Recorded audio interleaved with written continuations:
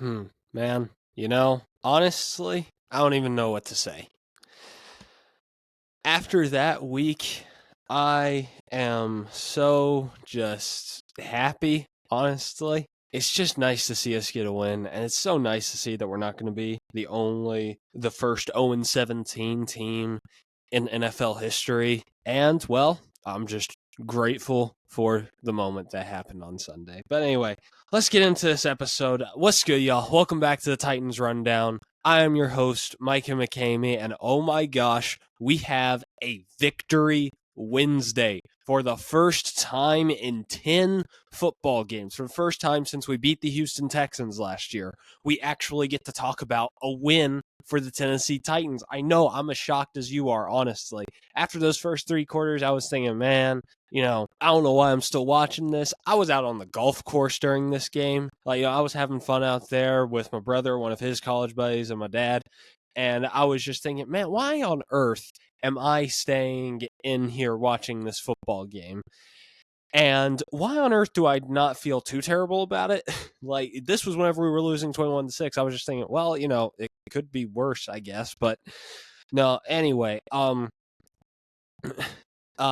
I kept watching and I missed out on a couple of holes because of it. But oh my gosh, I'm so happy that I did. The Titans, for the first time in a very, very, very long time, snatched victory out of the jaws of defeat, which is absolutely insane to me. We'll talk more about some of the other stuff that happened in this game, but we got to get into the negatives and positives. We actually get to talk about the negatives first for once. But before I get into that real quick, because there was a win this week, there will be no head coaching candidate list this week. I feel like that, it feels a little weird doing a top 5 head coaching candidates after a win. You know what I mean? So, also, I will drop some small hints about what next week's list could look like.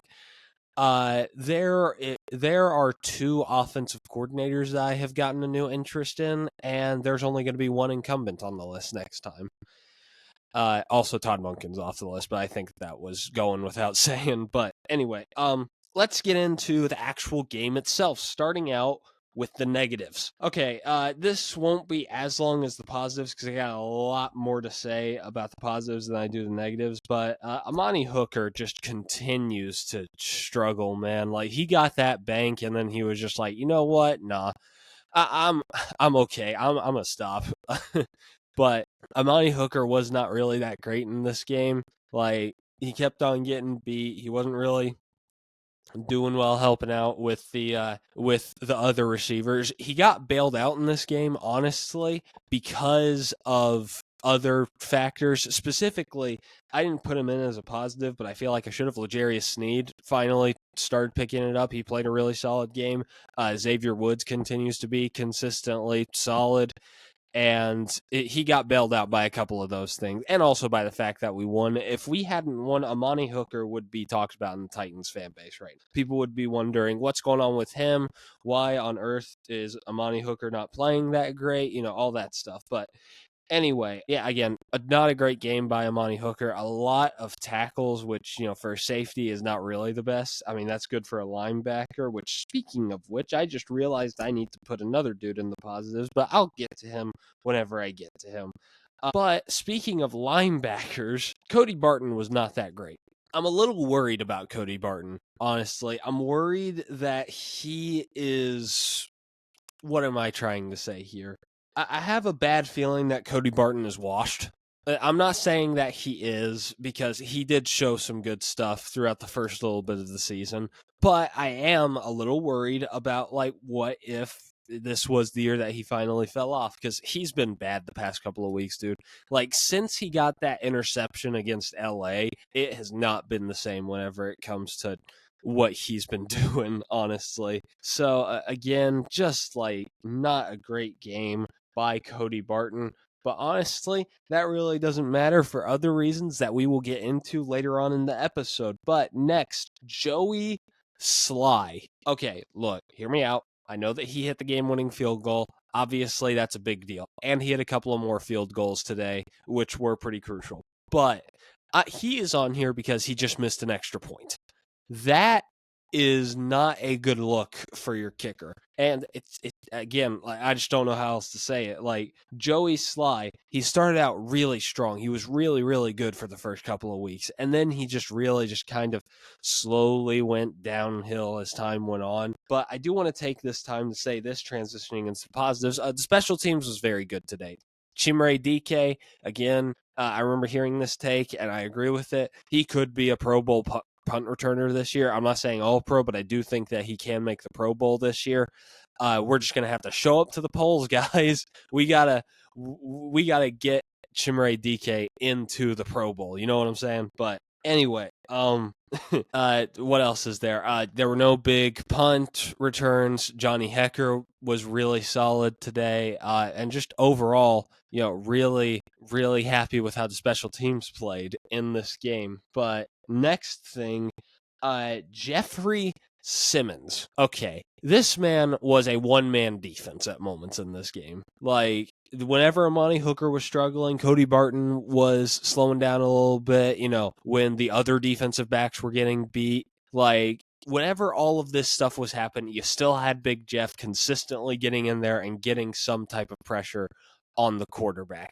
Absolutely just phenomenal by Jeffrey Simmons whenever it comes to just like the way that he got into the pocket, sacking Kyler Murray once. Like, he was really solid, and he continues to be a defensive player of the year candidate if he was on a good team, in my opinion. Like, I think that he should be up for defensive player of the year, but alas, he's not going to be. Why? Because, well, he's on a terrible team. And look, just wanting to put this in here, just because we won this week does not mean that we are automatically good. I hate to tell you all that. I hate to be like, the bearer of bad news, because I want to be the optimistic guy, right? I mean, considering most of the Titans fan base, I actually consider myself on the more optimistic side of content creators, but like, dude, I still don't think this team is all that good. And again, it was a little fluky, right? The interception that was fumbled into a touchdown. What was the other thing? Oh yeah, dropping the ball on the 1 yard line right before the touchdown even happened. Like, that stuff was just inexcusable by the Cardinals, and it was more so of a meltdown by the Cardinals. But there were still some very good things in this game, and flashes toward what might be for us in the future. But again, anyway, going back to Jeffrey Simmons, even though he's still on a bad team, he is playing phenomenal football. He deserves so much more love and attention from national media, but they're not going to give it to him again because, well, just not really on a good team. Also, Jihad Ward, that's how you pronounce his name, right? Or is it Jihad? I can't pronounce it correctly, but that dude also looked pretty solid. I think that he deserves some more opportunities. He was getting some pressures too. Like, I would love to see him get a couple of more chances on the D line. I don't think he'll be like a lead or anything. I mean, obviously it's Jihad Ward, but like, I think that he could be decent given more snaps. But again, just D line in general was actually kind of decent today. They weren't amazing, but they were decent. All right, next positive. This is the Titans O-line. I know, I'm shocked too, but they were really good today, or Sunday, because I'm recording this on Tuesday. They were really good on Sunday. Like, dude, Ali Udoa, again, sorry if I'm butchering these names because some of them are just kind of hard to pronounce for me. But like, that dude was really solid, and it makes me think, hey, maybe right tackle isn't as shallow as we thought it was. And then at right guard, Kevin Zeitler, Lloyd Cushenberry, and Peter Skoronski had their best performances of the year, bar none, and were some of the best players in this game, both defensively, offensively, skill position, quarterback, running back. Like, they were some of the best today. All right, Lloyd Cushenberry, 0 sacks, 0 pressures. You expect that from your center, but still nice to see. Kevin Zeitler was just absolutely dominating some dudes on the D-line, and Peter Skoronski continues to be as solid as possible. And look, okay, Dan Moore's sack was unacceptable, right? Like, he just straight up did not move. The D lineman just ran right in there. Cam Ward didn't have any time. to even process what was going on, right?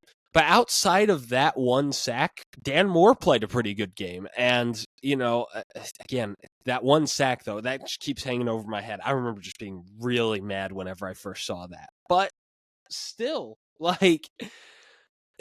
he still wasn't terrible. And again, that helped the run game open up, which, Tony Pollard isn't on the positives or the negatives. He was just kind of a neutral thing, as he usually is. But that led to Tony Pollard having a pretty decent day on the ground. Just a lot of good stuff from the O-line.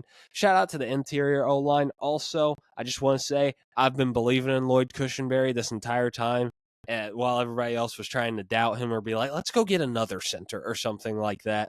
I've been with Lloyd from the start. And Zeitler, I'm really hoping that he's given some helpful hints to old Jackson Slater, because I really want him to develop over the next year and become somebody that we feel comfortable starting at that right guard spot. Then obviously Skoronski, he's been great all season. I don't think I need to defend him or anything, but he's been awesome. And just overall great game by the O-line. Calvin Ridley. Oh my gosh. First off, shout out to Tyke Tolbert. We thought that he was absolutely insane whenever he gave them those whenever he gave Calvin Ridley those little goggle things, if you know what I'm talking about. But he was really, really good today. He was actually, catching the football. That was shocking, and he made the game-sealing catch right at the end. He did some other really solid things. He was a great route runner, just really solid day overall, and what we were about expecting from him this year. And just man, I just don't know what else to do to put it into words. This was Calvin Ridley's best day. I feel bad for fantasy owners because you were probably really excited, Calvin Ridley was doing great. You look on your fantasy app and you're just I put him on my bench this week because he's been terrible for the first couple of weeks, right?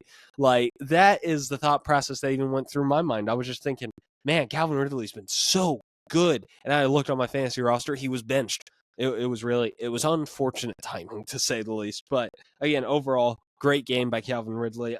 Here's another positive that I feel like hasn't even gotten enough credit as it should. The tight ends, Gunnar Helm and Chig Okonkwo. Okay, Chig's gotten his flowers. He balled yesterday. But some people forget that, hey, Gunnar Helm wasn't that bad. He made one catch, right? But that one catch may have been the most crucial catch in this game, or at least one of the most underrated crucial catches of this game. It was a dime, don't get me wrong. We'll get to him, and I'll mention him a little bit more. But still, he made a great catch in the red zone that led to the 1 yard line, and Tony Pollard punches in for a touchdown, right? And again, Chig, he had that nasty little move later on in the game in the fourth quarter whenever he just, and then slid over to the side and just absolutely broke two dudes' ankles. Great stuff by Chig Okonkwo on that. And just, again, this isn't meant to be too much longer, but just overall, really good stuff by the tight ends in this game. Okay, next one. This one's a little controversial. This is my second to last one. It's the coaching. Okay, look, hear me out, all right? What did Callahan make some really dumb decisions today? Yes. That's par for the course with Callahan. He still wasn't amazing overall, but we got to think about this. This team continued to fight for him throughout the game, and I know some people are just well, it's easy to fight whenever, the other team makes stupid plays. Well, hold on now. Remember, we have had games like this where the team is just where the other team is just trying their dadgum best to give the game away to us, and we just won't take it, right? We'll just keep on giving it back. No, you can have the win. It's okay. How charitable of us. But in this game, they kept fighting, and then it led to a win. I don't know how else to describe it. Here's a perfect example of a game that was given away to us, and we didn't accept it last year against the Cincinnati Bengals. Joe Burrow threw a pick. They fumbled it, and T'Vondre Sweat drove it down the field to the 40-yard line. Gosh, I miss T Sweat, but he'll be back eventually. Those two things happened, and another dropping it before you get into the end zone that happened on a pick six by Will Levis. So many just terrible, terrible things happened for the Bengals in that game. And we still lost because Will Levis kept on throwing interceptions and just overall, and we even fumbled, I believe. Like, we had a lot of turnovers in that game. And the defense didn't play that great outside of those, like, small moments. But, like, again, people keep on talking about how, the Cardinals really fumbled that game. But here's the thing. We usually are the ones fumbling right back at them. But this week, it was completely different, and we actually won. So that's something about hustle.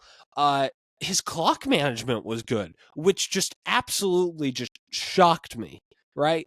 Like, that was amazing. His clock management in the fourth quarter, whenever on that possession, or I think that was the 19-21 possession where they ran it up the middle twice. 2 timeouts were called there, and then they ran it up the middle one more time, and then the 2-minute warning hit, and then they punted it, and then we go on to have that game-winning drive, but we have the timeout in our pockets, so that way we don't have to hurry anything up, or we don't have to kick a field goal after the Cardinals call their last timeout, and we call our last timeout with 3 seconds left, leaving no time for the Cardinals to do any voodoo type stuff, right? Absolutely great clock management by Brian Callahan. But here's the thing, it wasn't just Callahan, okay? And most of this was in the fourth quarter because that's whenever the team really turned it on. But it's not just him. Denard Wilson's defense showed up whenever it needed to. I mean, Jeffrey Simmons was a one-man wrecking crew. And just like a couple of really good plays by them as well. And Bo Hardigree, after those first 3 quarters, he just randomly started actually calling a free football game, airing it out, letting Cam Ward air it out. Even before that, he was letting him air it out. It's just that Cam Ward was missing his guys deep, right? Like, I'm telling you, man, I don't think Bo Hardigree is all that bad, honestly. I still think that Bo Hardigree got way too much crap for the Texans game last week because, well, we just got completely dominated in that game. We could have had we could have had Ben Johnson as an offensive coordinator in that game, and we still would have gotten crushed, quite frankly. But, oh, wow. But again, Bo Hardigree called a pretty good game, specifically in the fourth quarter, just letting Cam Ward do his thing. Speaking of which, the final positive of today, Cam Ward. Oh my, I just got a little adrenaline kick just even bringing his name up this week. Cam Ward was amazing in the fourth quarter. We don't have to talk about the first 3 quarters. I'm kidding. We're going to talk about those. Again, not really great by Cam. There were some passes that I did feel like left a lot to be desired, but there were some passes that I genuinely believe were just bad drops. Specifically, Tyler Lockett. Look, I am probably one of the only people that'll tell you this. I think that was actually a really good throw by Cam, but Tyler Lockett just didn't come down with it. Because here's the thing, you look in that area, if he throws it a little bit further in stride, it's picked off. If he throws it any more to the right, it's obviously like incomplete or picked off. But like, he threw it right into that little window that was there, and Tyler Lockett just couldn't come down with it. And that's just going to be what happens sometimes. Like, most of these passes, like, look, okay, did he make some bad passes? Yes. But there were some of those passes that it was just like, it just felt like, he could have gotten bailed out once or twice. Not saying that he was going to get bailed out every single time. Obviously, you don't expect that. But it would have been nice for him to get bailed out once or twice, right? So, first 3 quarters weren't that great, but then the fourth quarter happens. All right, it's 3rd and long. Cam Ward drops back to pass, hits Calvin Ridley in stride on across the field, down by like the 30 on a dime. Perfect throw. Aaron Rodgers type stuff. I saw somebody compare it to that. I'm just thinking, slow down, but hey, I mean, that was a pretty great throw. But like, again, he throws that amazing dime, and then he throws one to Gunnar Helm, which probably should have been a touchdown, but it was still an absolute dime. Got it down to the 1-yard line. Tony Pollard punches it in, and then the defense gets a stop. Cam Ward drives the team down the field again and scores a touchdown. Okay, obviously that's a little bit underselling it, but it was a great defensive play on the interception. But then obviously fumble, goes into the end zone, touchdown Titans by Tyler Lockett. That was insane. Like, that was absolutely wild. but it's still like we're still gonna take it, obviously. But anyway, that happens, and then and then we get another defensive stop, last defensive stop of the day. Then Cardinals punt it. Cam Ward makes a couple of easy throws, some comeback routes, some curl routes, all that stuff. Gunnar Helm gets some action in there. Same thing with Chig, and I think Alec got a catch in there. But then on their own 30-yard line, Cam Ward drops back to pass, pressure in his face. He sidearms this ball. He gets it down to Calvin Ridley, down at the other 30-yard line, gets us into field goal range. We run the clock out. Titans win the dang football game. Cam Ward was electric in the fourth quarter. And I want to say this as well. If Cam Ward gets a better coaching staff, I think that he'll end up being just fine, honestly. And I'm not even too sure if that's an if at this point because, well, I actually have confidence. But anyway, not about the coaching staff in this episode. I tried. I really did try not to take a shot at them. But again, I thought that he was, but again, like this shows what can happen whenever his receivers are catching the ball. He has fine enough protection. And again, like whenever he is, throwing, and obviously it showed like him actually throwing dimes. That was a big deal, especially after those first three quarters, whenever he just left a couple out to be desired. But dude, Cam's got me excited about the future, man. I don't know about y'all, but like I am ready to see the Cam Ward-led Tennessee Titans in 2026. Okay, yeah, obviously they're not going to be like amazing this year or anything like that. I'm not expecting that. But I do think that after this game, Cam Ward is going to keep on showing those flashes. He's finally going to get his swagger back. I think he plays really well against the Raiders next week. And I am just so excited to watch him grow over the next year. But anyway, that's it for today's episode. I have Instagram and Twitter under the Titans Rundown if you want to go check those out. And I really appreciate y'all sitting down and watching this one, hoping that we can have at least one or two more wins this year and that we can talk about those in a positive light as well. But that's going to do it all for me. This has been a rundown of your Tennessee Titans. I love y'all and tighten up.